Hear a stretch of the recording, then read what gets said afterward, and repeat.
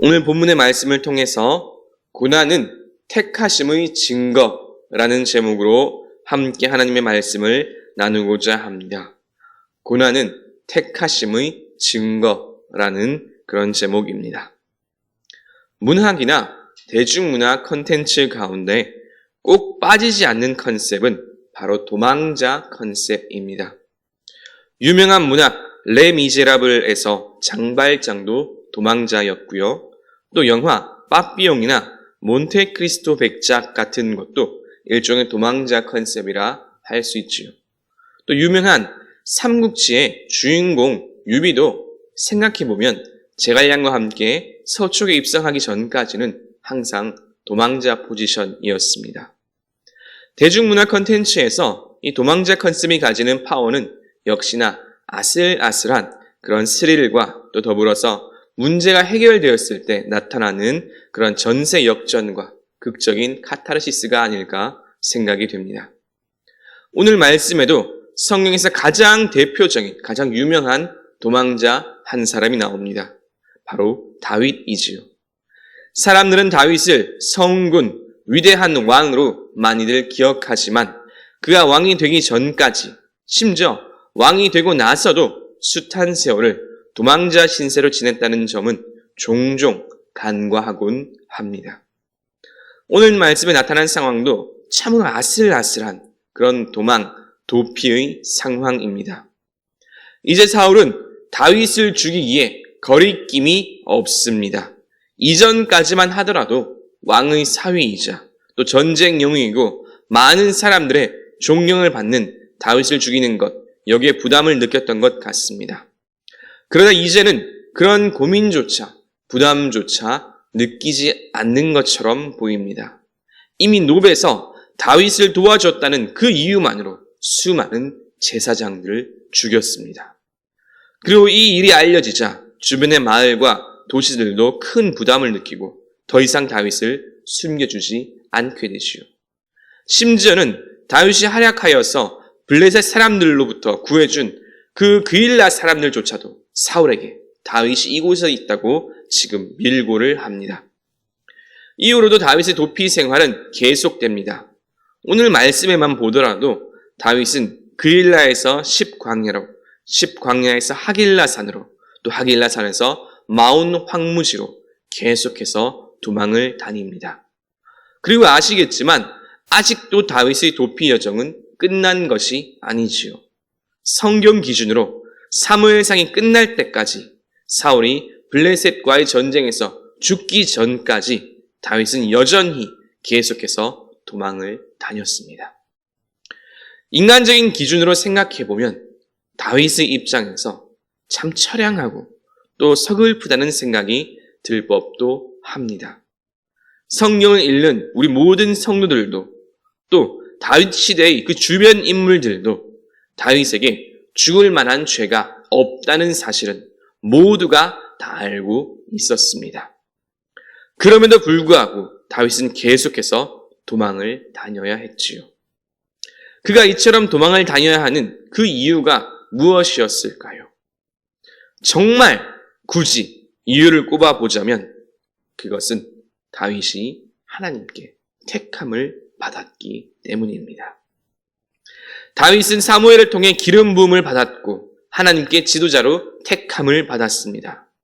이것이 다윗이 그토록 도망 다녀야 하는 가장 근본적인 이유였습니다. 여기에 대해 성도 여러분들은 어떤 생각이 드십니까? 하나님께 택함 받았다는 그 이유 하나만으로 잘못도 죄도 없이 도망 다녀야 하고 숱한 고생과 고난의 길을 걸으며 죽음의 위기를 여러 번 넘겨야 하는 이 상황을 볼 때 성도 여러분들은 어떤 생각이 드십니까? 혹 조금 전에 잠깐 이야기했던 것처럼 서글프거나 어처구니가 없고 나아가 혹 좌절감이나 분노가 드십니까? 혹여나 그렇다면 그것은 오늘 본문 말씀을 잘못 읽고 계신 것입니다. 하나님께 택함을 받았기에 도망을 다니고 고생을 한다는 말은 다르게 말하면 예수 그리스도를 믿는 우리가 지금 고난과 어려움 가운데 있다면 이 고난이야말로 우리가 참된 그리스도인이며 하나님께 택함받았다는 진정한 증거입니다. 이것이 오늘 말씀의 첫 번째 주제입니다. 우리의 고난은 하나님께 택함받았다는 증거입니다. 우리의 고난은 하나님께 택함받았다는 증거입니다. 예수님을 믿는 우리가 경험하는 모든 고난과 어려움은 오히려 우리가 하나님께 택함받았다는 증거입니다. 그리고 이것을 다르게 말하면 우리의 삶에 만약 그러한 고난과 어려움이 없다면 그것은 우리가 진정한 그리스도인이 아닐 수도 있다는 말이기도 합니다. 그렇게 우리 그리스도인들이 이와 같은 삶의 어려움 그리고 고난 앞에서 반드시 가져야 하는 올바른 태도는 그 어려움들이 오히려 우리가 택함받았다는 증거가 되고 나아가 우리의 영혼이 성장하는 밑거름이 된다는 사실을 믿는 것입니다. 오늘 말씀의 다윗 역시 마찬가지입니다. 성경에 나오는 수많은 위인들 중에 가장 많은 어려움을 경험한 사람을 꼽자면 다윗 역시 절대 빠지지 않을 것입니다. 젊은 시절 대부분을 잘못도 없이 도피 생활로 보냈고 왕이 된 이후에도 수많은 우여곡절을 경험하며 심지어 아들에게까지 배신을 당하는 그런 경험을 합니다. 하지만 그럼에도 다윗은 이 모든 것들을 원망하지 않았고 좌절하지도 않았습니다. 오히려 하나님을 바라봄으로 하나님을 의지함으로 담담하게 자신에게 주어진 현실을 감내하고 또 돌파하여 나갔지요. 그와 같은 삶의 결과가 바로 우리가 알고 있는 성경의 다윗 왕의 모습입니다. 이스라엘의 가장 위대한 왕, 모든 왕들의 본보기, 여호와 신앙의 진정한 수호자, 이와 같은 이름들을 가질 수 있었던 이유는 다윗이 그가 처한 수많은 고난의 세월들을 하나님을 의지하면서 견디고 감내하며 회피하지 않고 정면으로 돌파해왔기 때문입니다. 그리고 너무나 당연하게도 오늘 말씀의 이 다윗의 그 모든 상황들은 오늘날 우리에게도 동일하게 적용됩니다. 우리의 삶에 참으로 한숨 나오는 일들이 많이 있지요. 도대체 어떻게 해야 하는가 싶은 그런 일들도 셀 수가 없습니다. 고민과 걱정으로 밤잠을 이루지 못하는 날들은 또 얼마나 많이 있습니까? 그러나 사랑하는 성도 여러분, 힘을 내시기 바랍니다. 우리의 그 어려움의 순간들은 역설적으로 우리의 믿음의 증거가 됩니다. 고난과 어려움은 예수 그리스도를 믿는 우리가 하나님께 진정으로 택함받았다는 증거이기 때문입니다. 하나님께 택함받았기에 어려움이 있고 공격이 있습니다. 만약 우리가 믿음으로 하나님을 의지함으로 그 모든 순간들을 견뎌내고 극복하고 돌파한다면 우리의 믿음은 이전보다 훨씬 더 성장할 것이며 우리의 미래 역시 더욱더 아름다울 것입니다. 그런데 이 가운데 참으로 감사한 것은 이와 같이 계속되는 어려움들의 순간에도 하나님의 최후의 순간에 결국 우리를 위하여 피할 길을 내어주시고 살 길을 열어준다는 것입니다. 이것이 오늘 말씀의 두 번째 주제입니다. 하나님은 마지막 순간에 역사하십니다. 하나님은 마지막 순간에 역사하십니다. 다윗은 이제 더 이상 피할 곳이 없습니다. 이미 거쳐온 곳들은 사울이 샅샅이 조사를 하였고 더 이상 숨을 곳도 없습니다. 주변의 마을이나 도시 사람들도 사울이 두려워서 다윗을 도와주지 않고 오히려 밀고를 합니다. 결국 다윗은 정말 아무것도 숨을 곳이 없는 마온 황무지까지 쫓겨왔습니다. 사울 역시 이를 알았고 그 역시 이제는 정말로 다윗을 잡았다고 생각합니다. 다윗은 임시 방편으로 이리저리 도망하였으나 결국 사울과 그의 병사들에게 포위되고 말았지요. 이제는 정말로 꼼짝없이 잡혀 죽어야 하는 그런 상황입니다. 그런데 마침 놀랍게도 바로 그때 블레셋이 쳐들어옵니다. 사울 입장에야 지금 당장이라도 빨리 먼저 다윗을 잡아서 돌아가고 싶지만 상황이 그리 녹록치만은 않습니다. 블레셋은 이스라엘과 국경을 맞대고 있고 평야지대로 조금만 마음을 먹고 쳐들어와도 금방 국경이 뚫리고 이스라엘 본토 내부까지 쳐들어올 수 있기 때문입니다. 1분 1초가 촉박한 상황이기에 이를 알고 있는 사울은 못내 아쉽지만 발걸음을 돌릴 수밖에 없었습니다. 사울 그 자신의 원수인 다윗을 죽이는 것보다 이스라엘을 블레셋으로부터 지키는 것이 훨씬 더 중요한 일이었기 때문입니다. 자, 그런데 이렇게 블레셋이 쳐들어온 것이 과연 우연일까요? 세상 많은 사람들이 이 세상에 일어나는 일들은 딱 두 가지.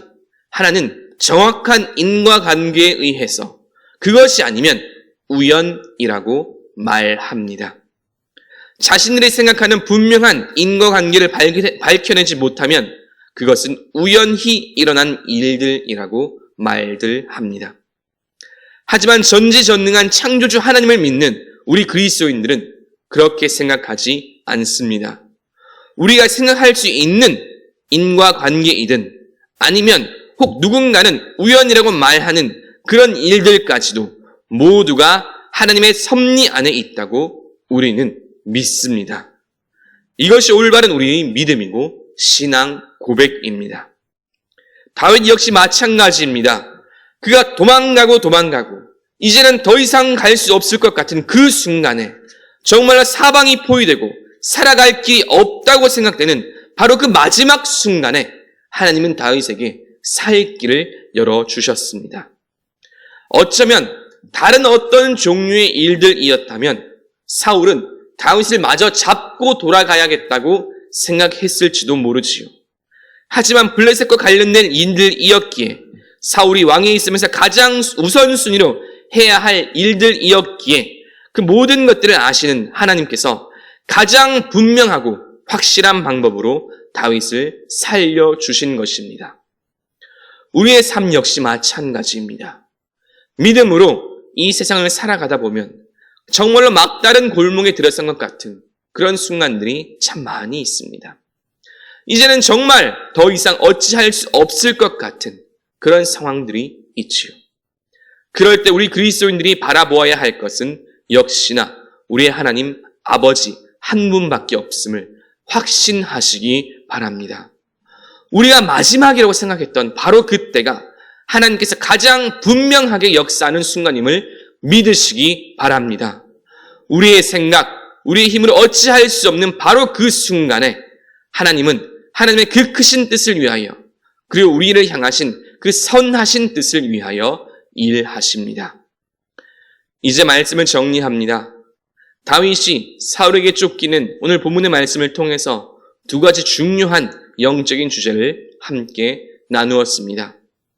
그 첫 번째는 예수 그리스도를 믿은 후에 우리가 경험하는 모든 고난은 역설적으로 우리가 하나님께 택하심을 받았다는 증거가 된다는 것입니다.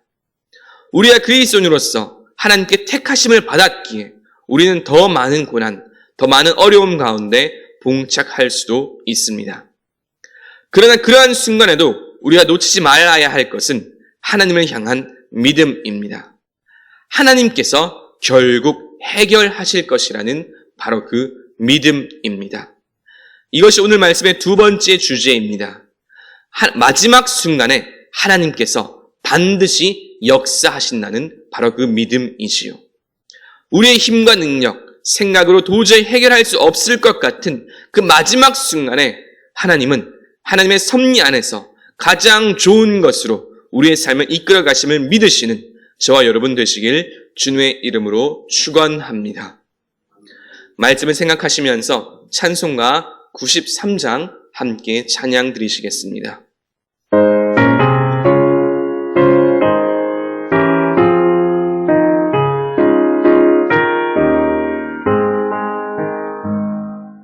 예수는 나의 힘이요 내 생명 되시니 구주의